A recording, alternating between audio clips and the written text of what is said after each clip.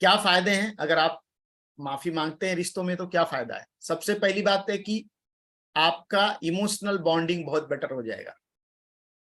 जब आप क्षमा को अपनाया जाता है तो व्यक्तियों को राहत और मुक्ति की अनुभूति होती है। क्रोध, आक्रोश और नकारात्मक भावनाओं को त्यागने से भावनात्मक उपचार संभव होता है और समग्र कल्याण को बढ़ावा मिलता है। मतलब क्या होता है, इमोशनल जो आपकी बॉन्डिंग है ना, वो एक दूसरे के बीच में बनती है।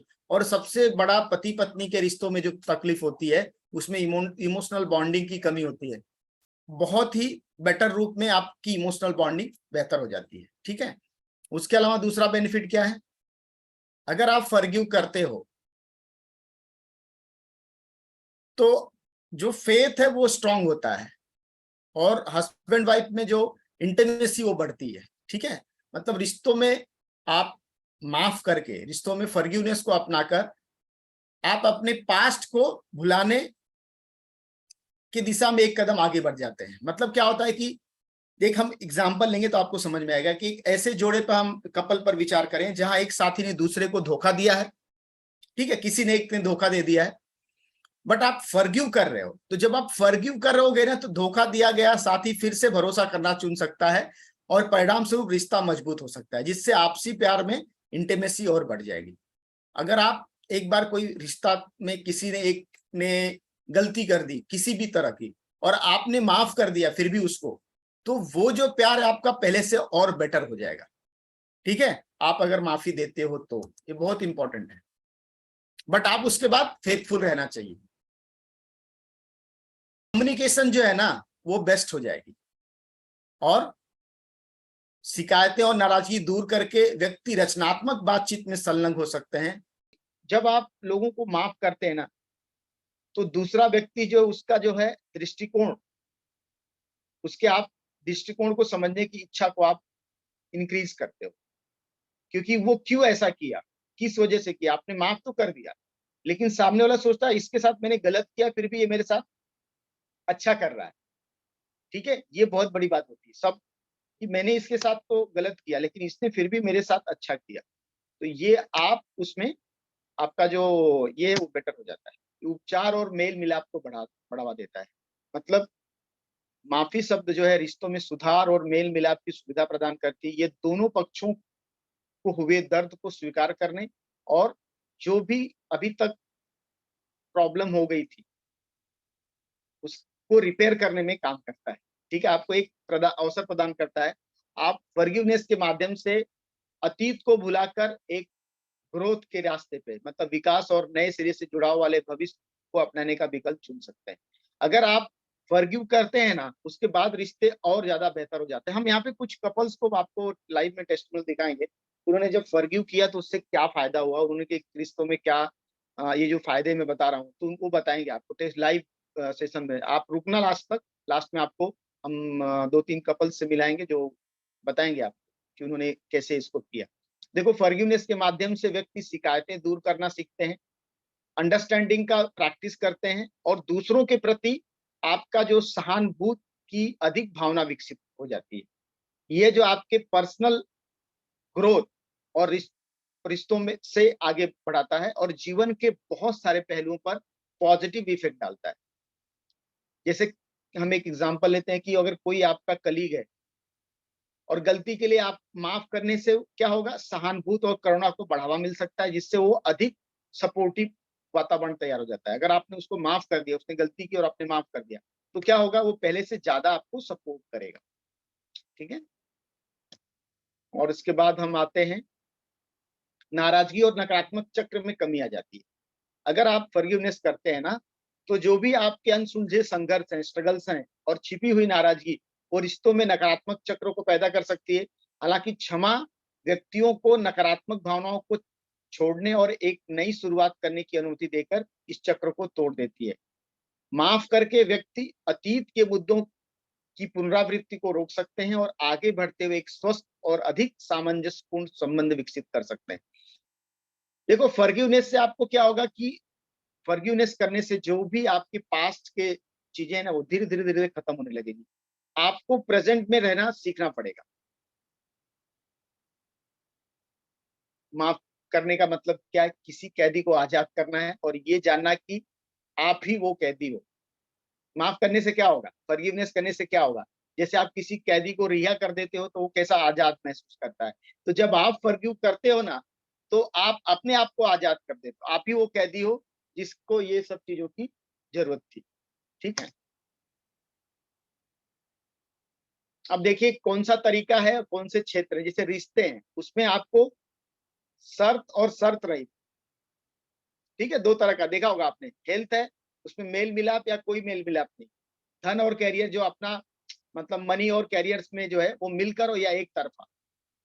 ये इंपॉर्टेंट है कि आप कैसे कर रहे हो उसको। आप जब कर रहे हो फॉरगिवनेस, तो उससे एक तरफा खाली आपको फायदा है कि सामने वाले को भी फायदा है। तो आप क्या करना चाहते हो? जब आप फॉरगिव करते हो दोनों को फायदा होता है। ठीक है, फॉरगिवनेस करने से क्या होगा? देखो, 20 बाधाएं जो आपको माफ करने से रोकती है। बहुत सारे लोग को ये ध्यान से समझिए इस पॉइंट को। उस व्यक्ति ने वास्तव में आपको चोट पहुंचाई है, वे आपके क्रोध और सजा के पात्र है। आपको क्या लगता है? अरे यार, उस आदमी तो मुझे बहुत चोट पहुंचाई है, तो मैं उसको तो उसके ऊपर गुस्सा करूंगा भी, और वो मेरा पनिशमेंट भी मैं उसको दूंगा। ये हमारी सोच होती है। दूसरा पॉइंट क्या है? मूर्ख मत बनो। यदि आप माफ कर देते हैं तो वो व्यक्ति फिर से वही घृणित कार्य करेगा।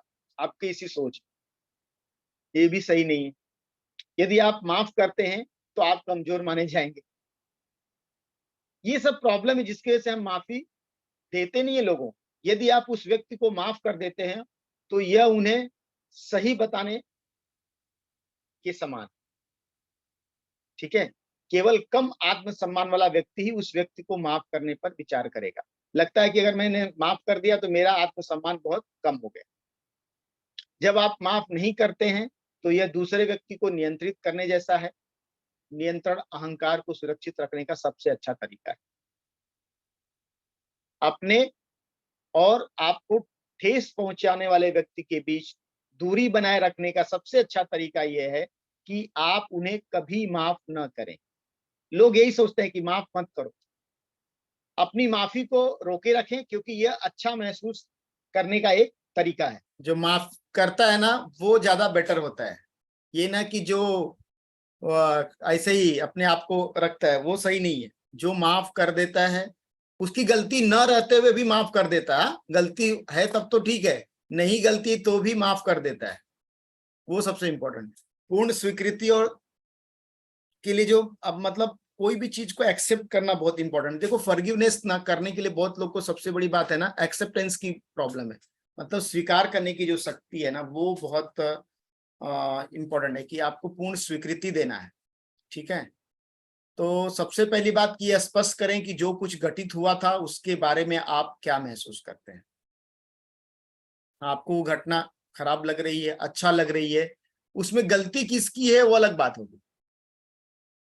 जो घटित हुआ था उसके बारे में आप क्या महसूस करते हैं? आपको अच्छा लगा? नहीं अच्छा लगा ना। अगर अच्छा नहीं लगा तो वो फॉरगिव करना है। आपको भी अच्छा नहीं लगा, सामने वाले को भी अच्छा नहीं लगा होगा। उस परिस्थिति में अपनी भूमिका की जिम्मेदारी ने कि जो मैंने सामने वाले को उकसाया या मैंने जवाब दिया, इसीलिए वो बात बढ़ी। खाली उसी की गलती नहीं थी, मैंने भी तो जवाब दिया। अगर उसने बोला मैंने चुपचाप सुन लिया होता तो बात नहीं बढ़ती थी। बात बढ़ी क्योंकि मैंने रिप्लाई किया। ठीक है, मैंने भी रिप्लाई किया। इस पकड़े रहने की भावना की जांच करें कि मैं क्यों पकड़ के बैठा हूं इसको।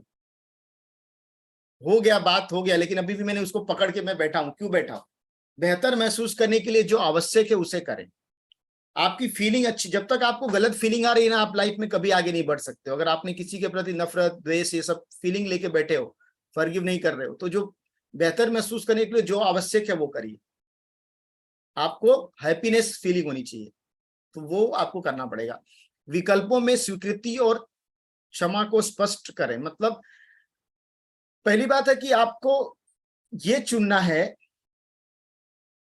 कि सामने वाले ने गलत किया, तो उसके लिए मैंने क्या ऐसा चीज किया जिसकी वजह से सामने वाले ने वो गलती स्टेप उठाया। अगर मैं किसी को कुछ बोल रहा हूं, मैंने प्रोवोक किया, मैंने सामने वाले को क्या किया, मतलब क्या ऐसा बात बोला जो उसको बुरा लग गया और उसने मेरे साथ आर्गुमेंट्स किया, तो वो आपको देखना पड़ेगा।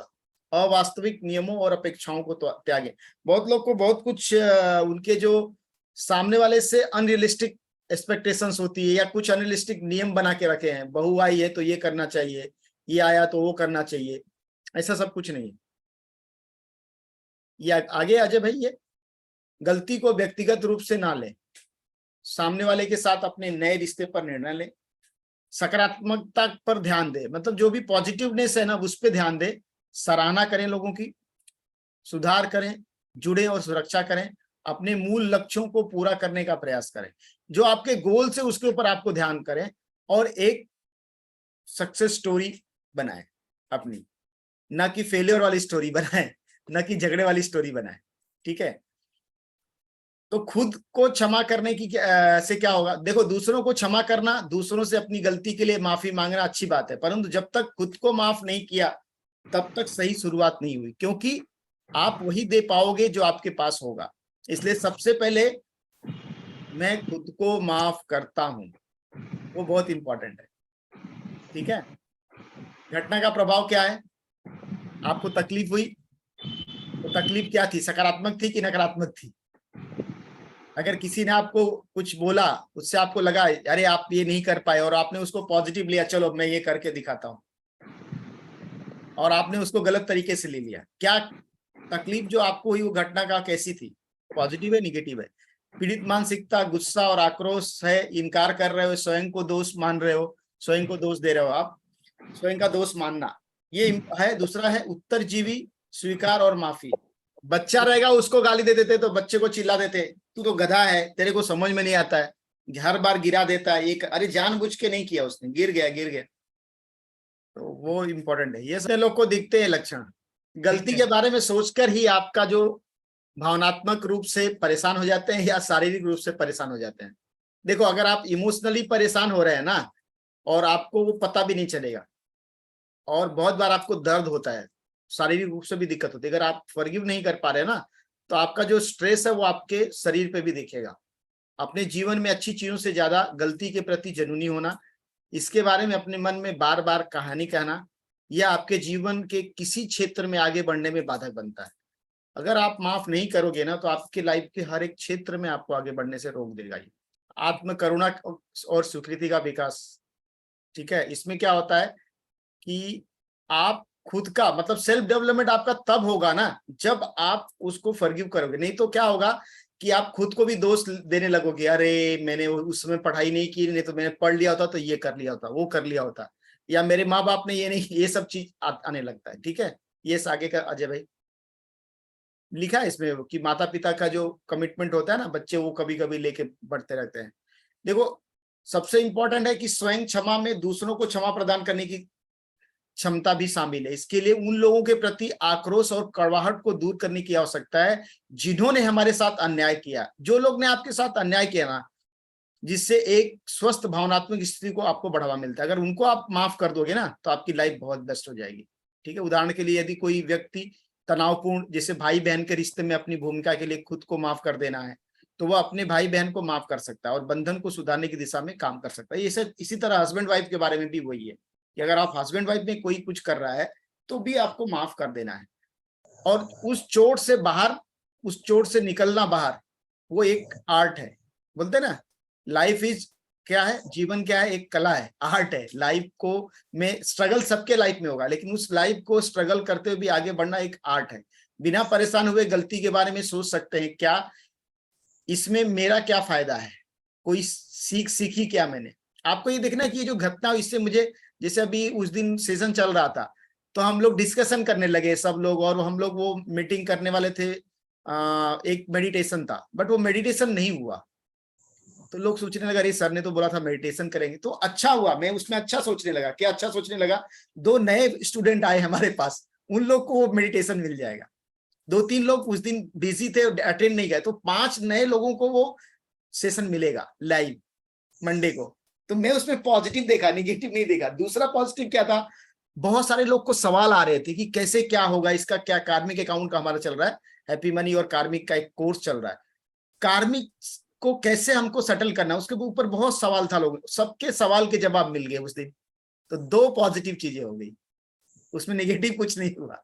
तो वो आपको क्या आपने सीखा उस चीज से, कोई भी चीज आपके साथ घटना घट गई, अब क्या अधिक सार्थक हो सकता है, क्या बेहतर मुकाबला कौशल सीखा हमने, ईश्वर में आपका गहरा विश्वास बढ़ा क्या, दूसरों के प्रति अधिक करुणा बढ़ी क्या, लाभ के लिए आभारी भी हो सकते हैं। अब चोट लगने के बावजूद जीवन का आनंद ले सकते हैं क्या, अगर आपको तकलीफ हुआ, दर्द हुआ, मेरे को कभी कभी, मैं एक बार गिर गया था, थोड़ा सा पैर में चोट लगा, तो मैं बोला थैंक यू गॉड, एक्सीडेंट तो नहीं हुआ, कुछ बड़ा अच्छा हो गया, कोई बात नहीं, थोड़ा सा चोट लगा। पॉजिटिव आपको सोचना है, ये नहीं सोचना कि मेरे को, अरे मेरे को तो लग गया यार, मेरे तो तकलीफ हो गई। ठीक है, आपने मुझे चोट पहुंचाई लेकिन मैंने आपको माफ कर दिया और खुद को चोट से मुक्त कर लिया है और आपके साथ काम करने को तैयार हूं। या तुमने मुझे चोट पहुंचाई लेकिन मैंने खुद को तुमसे मुक्त कर लिया है और मैं तुम्हें अपने जीवन में नहीं चाहता हूं। जब आप किसी को माफ करते हैं ना, तो यह उनके लिए जरूरी नहीं है। जब आप किसी को माफ करते हैं तो ये आपके लिए, आपकी शांति के लिए, खुद की पीस के लिए आप माफ कर रहे हैं, दूसरे के लिए नहीं कर रहे हैं। अगर आपको लग रहा है माफ करने से मैं दूसरे का भला कर रहा हूं, कभी नहीं, आप अपना भला कर रहे हैं।